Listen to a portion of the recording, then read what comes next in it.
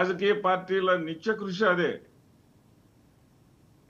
ఎవరైనా సరే రాజకీయంగా పార్టీ పెట్టిన తర్వాత ఎదగాలి, ప్రజల్లోకి వెళ్ళాలి, బలపడాలని కోరుకుంటారు. ఏ రాష్ట్రంలో ఒక రాష్ట్రానికి పరిమితం అవ్వాలనుకోరు. అవకాశం ఉన్న చోటల్లా వికసింపజేయాలనుకుంటారు పార్టీని.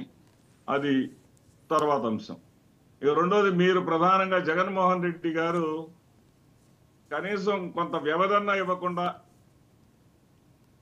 ముందుగానే బయటపడ్డారు, ముందుగానే అప్పుడే హెచ్చరికలు జారీ చేస్తున్నారు అని చెప్పేసి మీరు అంటా ఉన్నారు. ఇక్కడ హెచ్చరికలు జారీ చేయడానికి ముందున్నటువంటి క్రమాన్ని మనం ఒకసారి ఆలోచించాలి వర్మ గారు. ఏంటంటే ఇక్కడ దాడి ప్రతిదాడి అనే దానికి ఎక్కడొక చోట ఫుల్ స్టాప్ పెట్టాలి. ఎక్కడొక చోట ఫుల్ స్టాప్ అనేది కంపల్సరీ పెట్టాలి. అది ఆ జగన్మోహన్ రెడ్డి గారి సైడ్ నుంచి వచ్చింది ఆ ప్రపోజల్. ఎందుకని అంటున్నానంటే ఈ మాట, ఏ రోజైతే పట్టాభి గారు అప్పటి ముఖ్యమంత్రి జగన్మోహన్ రెడ్డి గారిని ఉద్దేశించి లం కొడక అనే భాషను వాడారో, ఎందుకంటే వాళ్లే ఎలాబరేట్ చేసేలా చెప్పారు బోషడికే అర్థం ఇది అని. రఘురామకృష్ణరాజు గారి వీడియోలు కూడా ఇప్పటికి కూడా ఉన్నాయి, మీరు చెక్ చేసుకోవచ్చు.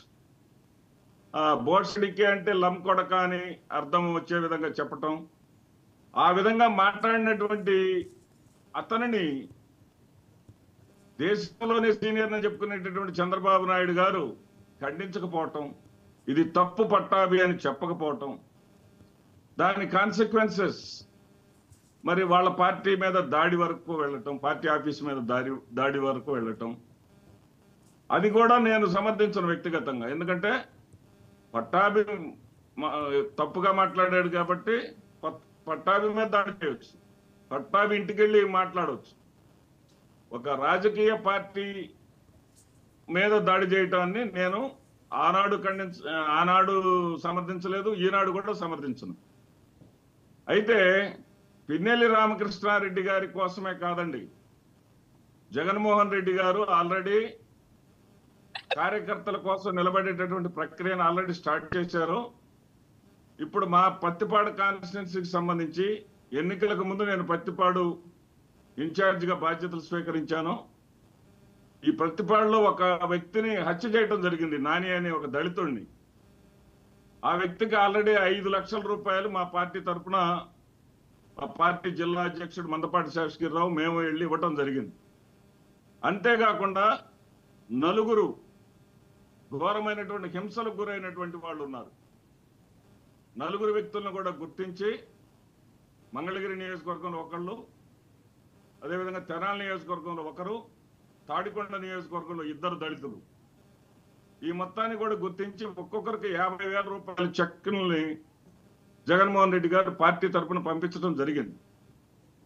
అంటే ఎక్కడికక్కడ వీళ్ళు చేసినటువంటి దుర్మార్గపు చర్యల మీద, వీళ్ళు చేసినటువంటి అరాచకాల మీద మా పార్టీ కార్యకర్తలను మేము కాపాడుకునేటటువంటి పనిలో మేము ఉన్నాం. జగన్మోహన్ రెడ్డి గారు నెల్లూరు బయలుదేరుతున్నటువంటి సందర్భంలో నెల్లూరు నుంచి ఫోన్ చేశారు సార్ పోలీస్ డిపార్ట్మెంట్ వాళ్ళు, మీ ములాఖత్ క్యాన్సిల్ చేశాం మేము, ఎందుకంటే మేము జగన్మోహన్ రెడ్డి గారు మీరు ఒక 2-3 వస్తారనుకున్నాం, వేలాది మందిగా జైలు దగ్గరకు వచ్చారు, ఇంతమందిని మేము కంట్రోల్ చేయలేము, ఇక్కడ మీ ములాఖత్తును క్యాన్సిల్ చేస్తున్నామని చెప్పారు. మీరు సరే క్యాన్సిల్ చేసుకుంటే చేసుకోండి, కానీ మేము ఆల్రెడీ బయలుదేరి ఉన్నాం, మేము అక్కడికి వచ్చి ప్రజలకే పబ్లిక్ మీటింగ్ ప్రెస్ మీట్లో చెప్పుకొని వెళ్ళిపోతాం, మా కార్యక్రమం మాత్రం ఆగదు అని చెప్పిన తర్వాత మళ్ళీ ఒక 10 నిమిషాలకి వాళ్ళు ఫోన్ చేసి సరే రండి అని చెప్పేసి అనడం జరిగింది. అంటే ఇప్పటికే వాళ్ళు పోలీసు వ్యవస్థని వాళ్ళ కంట్రోల్లోకి తీసేసుకున్నారు. నెల రోజుల్లోనే వాళ్ళు పూర్తి కంట్రోల్గా తీసుకున్నారంటానికి ఇదొక్కటే కాదు సార్ ఉదాహరణ. ఎందుకంటే ఆ సంభాషణలో వారు మాట్లాడిన ప్రెస్ మీట్లో మాజీ ముఖ్యమంత్రి జగన్మోహన్ రెడ్డి గారు చాలా స్పష్టంగా చెప్పారు, చంద్రబాబు నాయుడు గారి దగ్గర నుంచి, లోకేష్ గారి దగ్గర నుంచి, నియోజకవర్గ స్థాయి నుంచి, మండల స్థాయి నుంచి, గ్రామ స్థాయి వరకు రెడ్ బుక్లు ఎవరి చేతిలో వాళ్ళు పట్టుకొని ఉన్నారనేది వాస్తవం అనేదానికి నంద్యాలలో ఒక స్కూల్ మాస్టర్ని బాగా వైరల్ అవుతుంది. ఒక స్కూల్ మాస్టర్ని మరి ఒక టీడీపీ నాయకుడు ఆ స్కూల్లో నేను బియ్యం స్టాక్ పెడతాను, అయ్యా నువ్వు బియ్యం స్టాక్ పెడితే ఎలుకలు వస్తాయ్యా, పిల్లలకి ఇబ్బంది అవుతాయా అని చెప్పేసి అంటే, నువ్వెవడో అంటానికి మాకు 124 సీట్లు వచ్చినాయి. 124 సీట్లు వచ్చినటువంటి పార్టీ అంటే ఒక రకమైన ఇక్కడేదో నారా లోకేష్ గారో లేకపోతే చంద్రబాబు నాయుడు గారో చెప్పారని నేను అంటలా. రాంగ్ మెసేజ్, ఒక రాంగ్ మెసేజ్ ప్రజల్లోకి వెళ్ళిపోయింది. ఓకే, రెడ్ బుక్ రాజ్యాంగం నడుస్తున్నటువంటి రాంగ్ మెసేజ్ వెళ్ళిపోయింది. దీన్ని సరి చేసుకోవాల్సినటువంటి బాధ్యత ఉన్నది. దీనికి ఫుల్ స్టాప్ పెడదాం అని జగన్మోహన్ రెడ్డి గారు చెప్పారు. జగన్మోహన్ రెడ్డి గారు అన్నదానికి మీరు ఏమంటారంటే, చాలా మంది ఇప్పుడు ఆయన్ని ఎట్లా సమర్థిస్తారండి, ఈవీఎం పగలగొట్టిన ఆయన్ని అంటారు. మధుసూదన్ గుప్తా అని 2019లో జనసేన నాయకుడు కూడా అనంతపురం జిల్లాలో పగలగొడితే 48 గంటల్లో అతనికి బెయిల్ వచ్చింది. అదేవిధంగా ఇక్కడ కూడా పిన్నెల్లి రామకృష్ణారెడ్డి గారికి కూడా ఆ కేసులో బెయిల్ వచ్చింది. బెయిల్ వచ్చినప్పటికీ కూడా లేని కేసులో నారాయణ అనేటటువంటి సిఐ గారిని అసలు మాజీ ఎమ్మెల్యే గారు కలవనే లేదు. వాళ్ళిద్దరు తారసపట్టనే జరగలేదు. కృత్రిమ కేసును, అక్రమ కేసును సృష్టించి తననేదో కొట్టినట్టుగా తలకొక్క కట్టుకట్టుకొని దాన్ని ఎగ్జిబిట్ చేసి, ఏమండి 14వ తారీఖు 13వ తారీఖు కొడితే 23వ తారీఖు తలకు కట్టు వస్తుందండి. 23వ తారీఖు తలకు కట్టుకుని అది పచ్చి అబద్ధం అని కారంపూడిలో ఎవరిని అడిగినా చెప్తారు. ఓకే, ఇలాంటి దొంగ కేసులు పెట్టవద్దు. దొంగ కేసులు పెట్టి ప్రజల్లో చులకన కావద్దు. ఏ విత్తు నాడితే ఆ చెట్టే వస్తుంది. మీరే అన్నారు మీ నోటితో, మీరు అధికారం శాశ్వతం కాదు అని.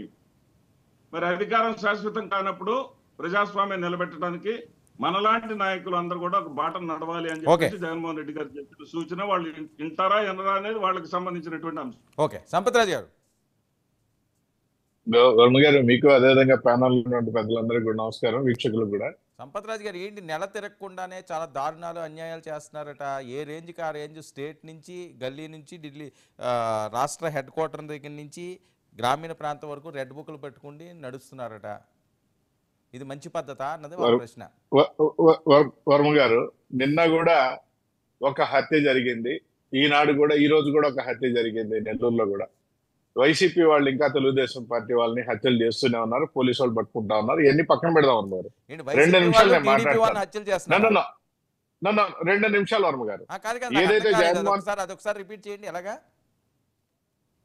సార్ ఇక్కడ ఏదైతే తెలుగుదేశం పార్టీ వాళ్ళని ఇప్పటికీ కూడా వైసీపీ వాళ్ళు హత్యలు చేస్తున్నారు. ఓకే, మొన్న ఒక విజయవాడలో ఒకటి, ఈరోజు నెల్లూరులో ఒకటి జరిగింది. ఇక్కడ హత్యల పరంపర వాళ్ళు ఏం ఆపట్లేదు, హత్యా రాజకీయాలు ఇంకా చేస్తూనే ఉన్నారు. అయితే ఇక్కడ ఒక్క విషయం